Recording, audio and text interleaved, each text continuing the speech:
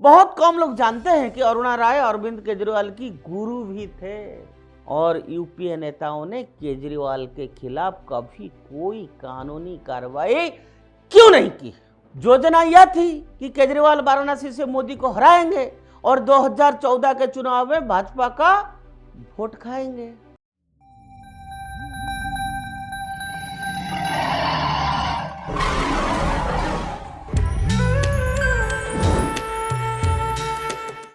नमस्कार मित्रों, उदय India digital में आपका स्वागत है। मैं हूं दीपक कुमार रथ और आज इंडिया थिंग्स में मैं आपको वही जो देश की हार्ट है, दिल्ली है, जहां पर चुनाव प्रचार सरगर्म चल रहा है, रावड़िया बंट रही है और रावड़िया एक पार्टी नहीं हर पार्टी बांट रहा है। पता नहीं क्या हो गया है।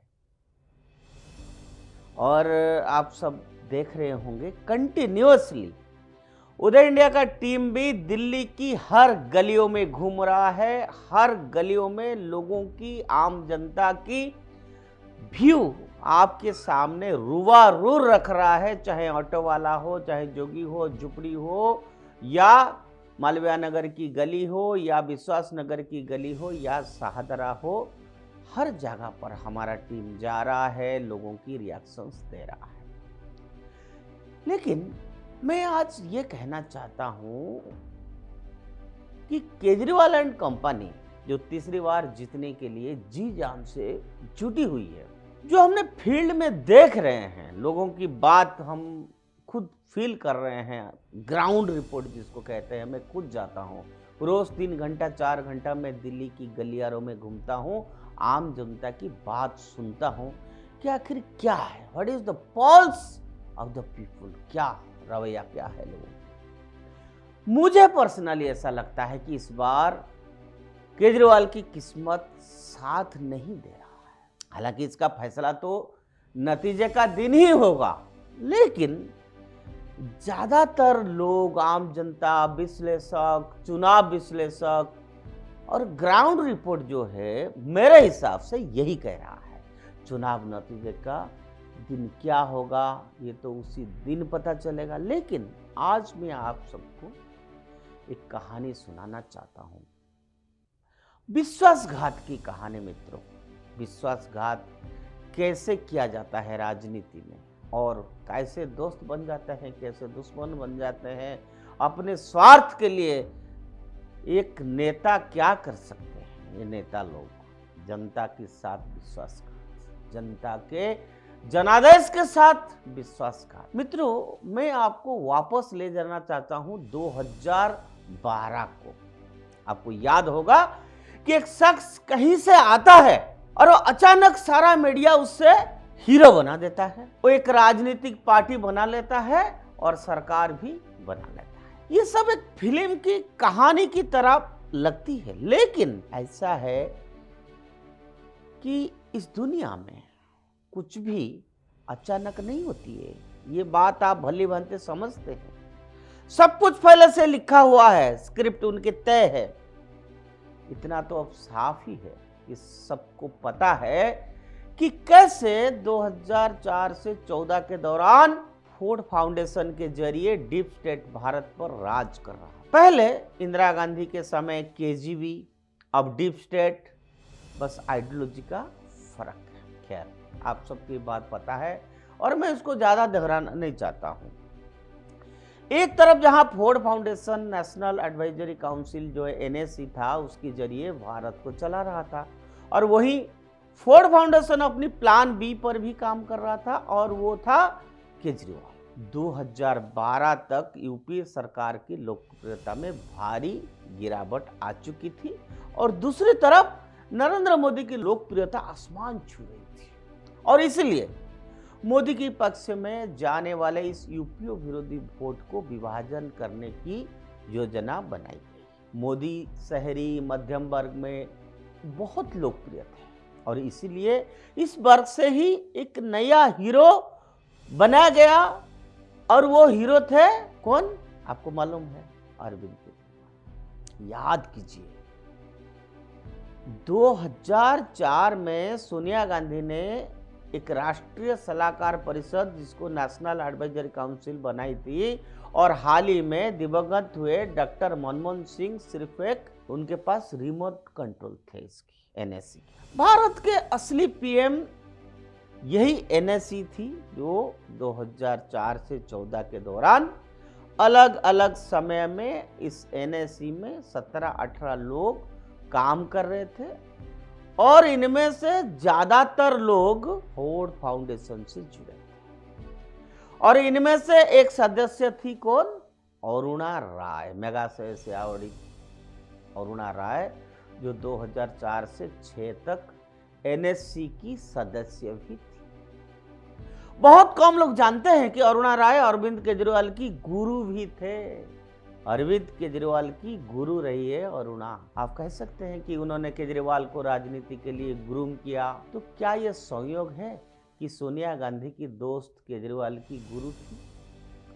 अगर आप उस समय की दिग्विजय सिंह के बयानों को याद करेंगे तो आपको कुछ और ही नजर आएगा। मित्रों, ये मेरे बात को आप थोड़ा सा गौर करिएगा। बड़ा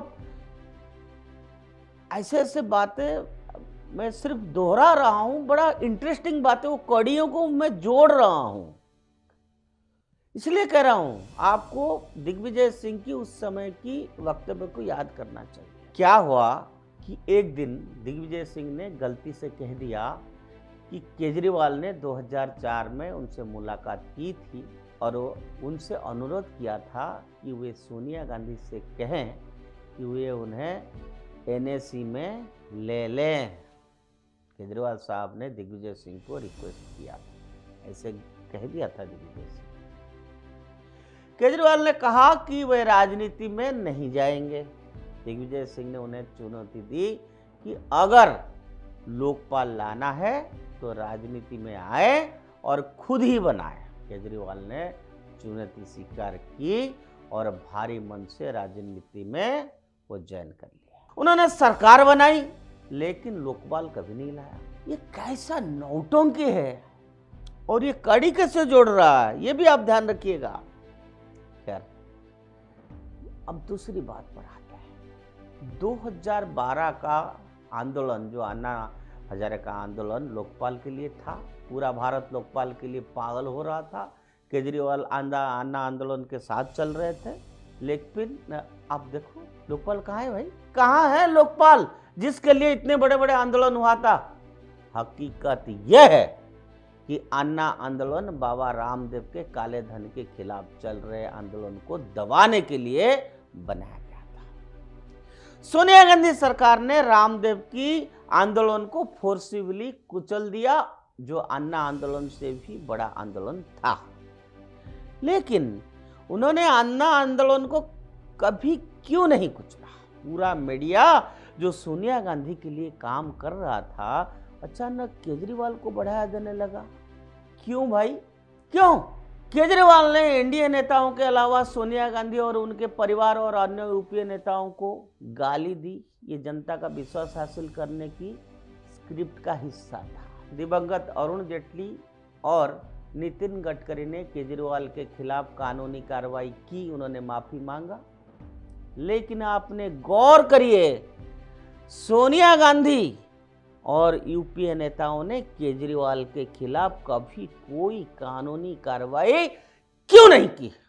ये जवाब देना। साइलेंट रहने से काम नहीं चलता है। आखिर ये चीजें जनता के सामने आता है और जनता भली भांति इस बात को समझता है, और हमारा काम है जनता को सही टाइम में बता देना कि ये हकीकत यह थी कि 2013 में दिल्ली चुनाव भाजपा जीतने वाली थी, लेकिन अचानक केजरीवाल ने आकर भाजपा की जीत में खलल डाल दिया। वैसे अगर आपको याद हो, 2013 में केजरीवाल को किस पार्टी ने समर्थन दिया और उन्हें मुख्यमंत्री बनाया? कांग्रेस।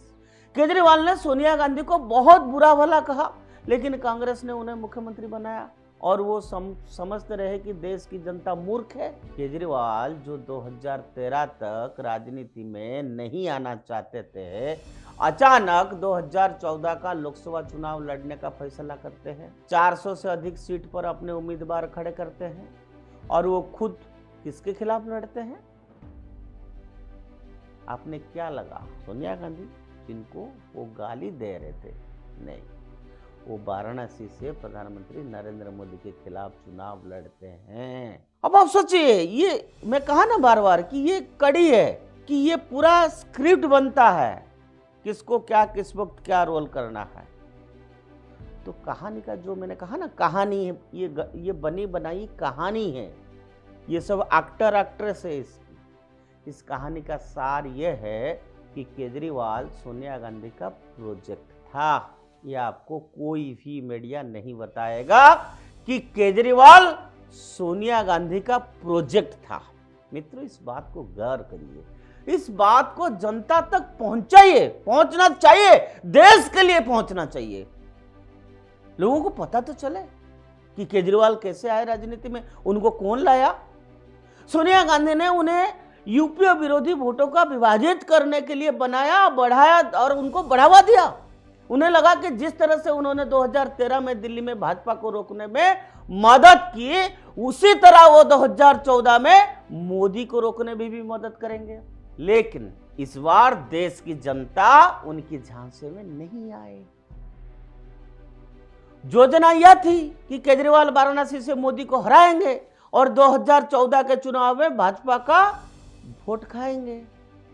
हंग पार्लियामेंट की स्थिति पैदा होगी और केजरीवाल के समर्थन से कांग्रेस फिर से सरकार बनाएगी। लेकिन इस बार वे विफल हो गए हैं। जनता तो जनार्दन है ना, वो सब जानती है, समझती है। मैं फिर से दोहराऊंगा, पिछले 4 दिन से हम दिल्ली की जनता की रिएक्शन से आपको दिखा रहे हैं। इतने मैच्योर्ड है जनता, इतना मैच्योर्ड है, ऑटो वाला से लेकर महिला वोटर तक, वो लोग इतने मैच्योर्ड है। मैं तो सोचता हूँ पत्रकार भी फेल है उनके सामने कि पॉलिटिकल स्ट्रैटेजी समझने के लिए क्या हो रहा है। उनको असलियत सब पता है, घर बैठते हैं।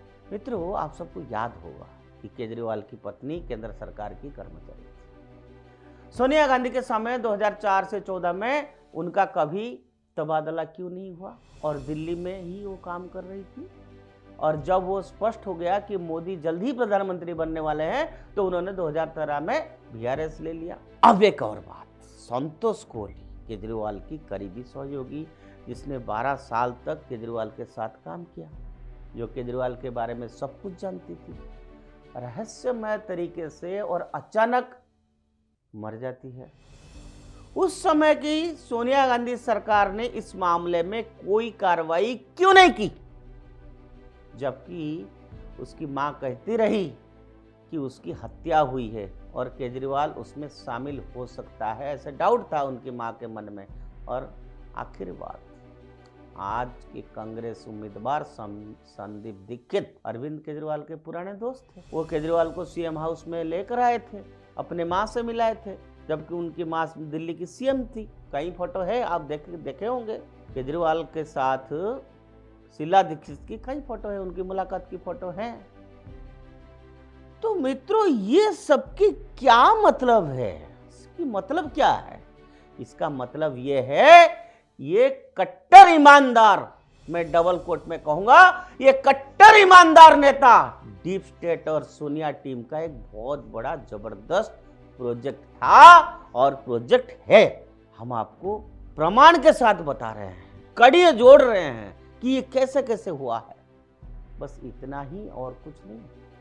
आप पंजाब की स्थिति से आप लोग नावाकिफ हो, ऐसा मुझे लगता नहीं है। लेकिन फिर भी बता दूं कि पंजाब खालिस्तानियों के कब्जे में है, तो आधा पंजाब जो है क्रिश्चियन मिशनरी की कब्जे में है। भाई, बड़ा स्टेट होने के बावजूद केजरीवाल एंड कंपनी वहां क्या कर रहे हैं, किसी से छुपा है क्या? और इसीलिए दिल्ली के लोगों को इन तथ्यों को ध्यान में रखते हुए वोट देना चाहिए। मित्रों, ये बहुत इंपॉर्टेंट बात, बहुत इंपॉर्टेंट बात। एटलीस्ट बिगेस्ट डेमोक्रेसी भारत है और हम सबकी कर्तव्य है, पहला कर्तव्य है कि हमारे लिए देश प्राथमिकता है। कल हम विश्वास नगर में बात कर रहे थे, एक महिला ने बताया कि हमारे लिए देश प्राथमिकता है, देश रहेगा तभी ना ये लोग रेवड़ियां बांटेंगे, और कहां से बांटेंगे? हमारा से पैसा से बांटेंगे। ये क्यों नहीं नौकरियां पैदा कर रहे हैं, ये क्यों नहीं विकास कर रहे हैं, बार बार ये राबड़ियों की बात क्यों कर रहे हैं? ये आम जनता कह रहा है। हमें तो लगता है कि आना चाहिए बीजेपी। ऐसा क्यों? क्योंकि हमारे गांव में बहुत विकास हुए, तो हम सोचते हैं कि दिल्ली में भी हो, हर गटर हर नाली जाम रहता है, आने जाने में इतनी दिक्कत होती है। बहुत पसंद है दोनों, योगी मोदी दोनों बहुत पसंद है। बेशक हमारे गांव में कुछ लाभ नहीं मिला क्योंकि हम दिल्ली में ही रहते हैं, बट हमें बहुत पसंद है। ऐसा क्या अच्छा लगता है आपको? उनका काम, अगर देश रहेगा जब ही तो इंसान रहेगा, अगर देश ही नहीं रहेगा तो इंसान कहाँ से रहेगा। तो ये आम जनता को ये सारा बातें पता होना चाहिए। आम आदमी पार्टी हो या कांग्रेस को वोट देना एक बात है, लेकिन दिल्ली को सोचना ही होगा। दिल्ली को इस बार सोचना होगा, क्योंकि आखिर उनके बच्चों के भविष्य का सवाल है। आखिर राज्य उनका है। हम शशि गार्डन में गए थे, वहां के नाले पानी में भर रहा है। लोग कह रहे हैं नालियों की पानी पी रहे हैं, पार्क में पानी भरा हुआ है, पीने की पानी नहीं है, जमुना गंद, ये सारे बातें तो राजनीतिक लोग करते रहते हैं, हम इसको नहीं कहना चाहते हैं। लेकिन मैं कहता हूं, क्या हम हमेशा बेवकूफ बनते रहे क्या जनता? ये हमारा देश की राजधानी है। अरे अब दो बार हो गया, आपको जनता ने मौका दिया। अभी भी केजरीवाल जी की बहुत सपोर्ट है, क्योंकि कुछ लोग रेवड़ी जो फ्रीवीज है उसको पसंद करते हैं। लोग चाहते हैं हमको फ्री में मिल रहा है, भाई फ्री बस से मिल रहा है। तो आप हम सबको सोचना है कि हम फ्री में जिए या हम समाज को मजबूत करें, देश को मजबूत करें। आप देखिए पाकिस्तान की क्या हालत है, आप देखिए पंजाब की क्या हालत है, आप देखिए कांग्रेस का सरकार हिमाचल में है, क्या हालत है। तनख्वाह नहीं दे पा रहे हैं, सीएम चीफ सेक्रेटरी 3-3 महीना सबको रिक्वेस्ट कर रहे हैं कि अपना तनख्वाह छोड़ दीजिए। जब आप तनख्वाही कहां से लाके देंगे, पैसा कहां से लाएंगे? लेकिन अब हम दिल्ली की गलियारों में जब घूमते हैं तो लोगों की जो रिएक्शन है उसे मैं स्पष्ट रूप से कह सकता हूं कि लोगों को अब समझ आ गया है। ये जो राबड़ी बांट रहे हैं ये सिर्फ उनको झांसे में ले रहे हैं, करना कुछ नहीं है, क्योंकि पैसा है ही नहीं है। तो मित्रों, हमारा देश का राजधानी है, राजधानी में क्या होगा पूरा देश देख रहा है।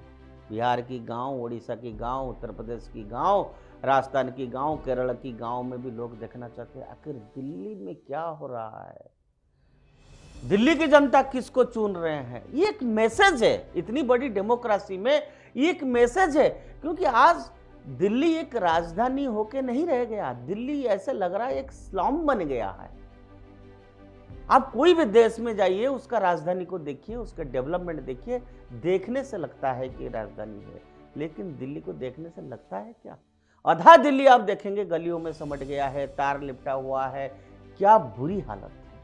मैं चाहता हूं कि आखिर हमारा देश का इमेज के लिए G20 जैसा सम्मेलन दिल्ली में होता है, इतनी बड़ी बड़ी इंटरनेशनल इवेंट्स होता है, स्पोर्ट्स इवेंट्स होता है, कॉमनवेल्थ गेम्स होता है, तो कम से कम आइए दिल्ली को मजबूत करें और असली चेहरा को पहचानें कि इस देश का कौन हित चाहता है और कौन विदेशी एजेंडा में, विदेशी पैसा में यहाँ देश के खिलाफ खेल खेलना चाहते हैं, खेला करना चाहते हैं। आज के लिए इतना मित्रों, फिर से हम आपको अपडेट देते रहेंगे। भारत माता की जय।